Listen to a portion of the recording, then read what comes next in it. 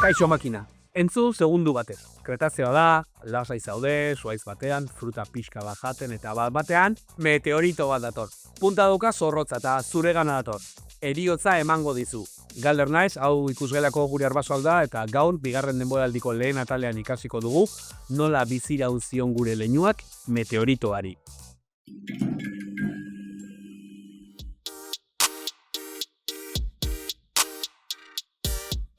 Zein da zu eta ni gaur hemen egoteko probabilitatea. Pentsatzen hasiz gero, oso txikia. Zure gurasoak ezagutu ziren, erdi kasualitatez. Izan zitekelako egun hartan beste taberna batera joatea edo zure ama txikia zenean familiak lana beste hiri batean lortzea.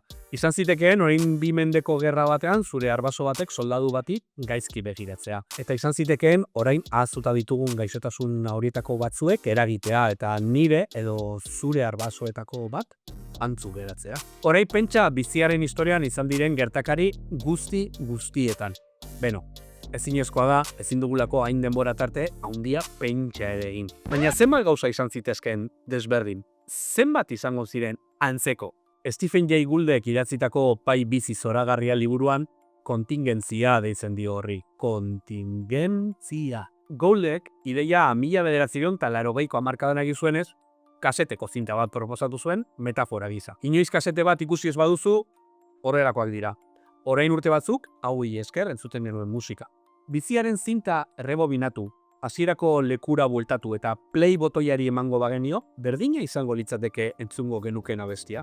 Hala izango balitz, lurraren historiako gertakari guztiak beharrezkoak, ekidin ezinak izango lirateke. Bizitza ez litzateke kontingentea izango, baizik eta aurrez erabakia. Zoriak, hausaskotasunak, ez luke inongo baliorik. Ni hemen egongo nintzateke zuri kontingentziari buruz hitz egiten, eta zu hor egongo zinateke, ikusgelan arpidetu zarelako ezta? Aurreko atala amaitu genuen esanez, evoluzioa itxua dela, hausaskoa, baina ekidin ezina. Ezin dugu atzera joan eta aukeratu. Daukagunarekin biziraun behar dugu. Kretazioan zaude, orain dela 76 milioi urte. Gure arbasoak, primate guztien arbasoak, zuhaitzen batean daude, arreta handieririk deitu gabe. Ugazun gehiena txikiak dira, iez estalita, eta dinosauru handiak han hemenka daude. Egun batean, argi bat agertu da zeruan, txikitxoa, baina gero eta handiagoa da. Astronomia gizakiok egiten dugun zerbait da, beraz litekena da biziri dauden izaki guztien artean, batek ere ez nabaritzea argi hori handitzen ari denik. Egun batean, Everest mendiaren tamaina duen asteroide horrek talka eringo du. Litekenez Mexikoko Yucatanen eta sortuko duzun txipen tsunami, zuzko bola eta zaratak lurreko, zein itsasoko animalia eta landare gehienak hilko ditu. Zientzialariek iraungipen masibo deitzen diote horrelako gertakari bati. Eta ez da lurrean gertatu den bakarra. Sumendien emisio handiek, klimaren aldaketa erraldoiek, meteoritoek eta oraintxe gitzaki honekintzak iraungipen masiboak ekarri dituzte lurrean. Bizia behin eta berriro altxatu da, baina inoiz ez da berbera izan. Biziraun zutenek euren baliabidekin evoluzionatzen jarraiz dezaketen.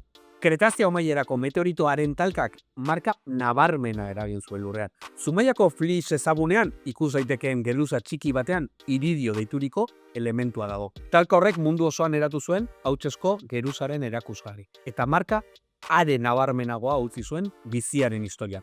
Dinosauruen garaia amaitu eta ugaztunena hasi zen. Zientzialariek ugaztunenerari Zenozoiko izena jarri diote. Grazieraz, bizi berria. Meteoritoak 25 kilogramo baino gehiago pisatzea zuten lehorreko ornodun gehienak desagertarazi zituen. Krokodiloak eta tortoka batzuk salbu. Hortiberako gutxi batzuek bizi zuten. Tartean, ugaztunen arbaso txiki eta ietsuak.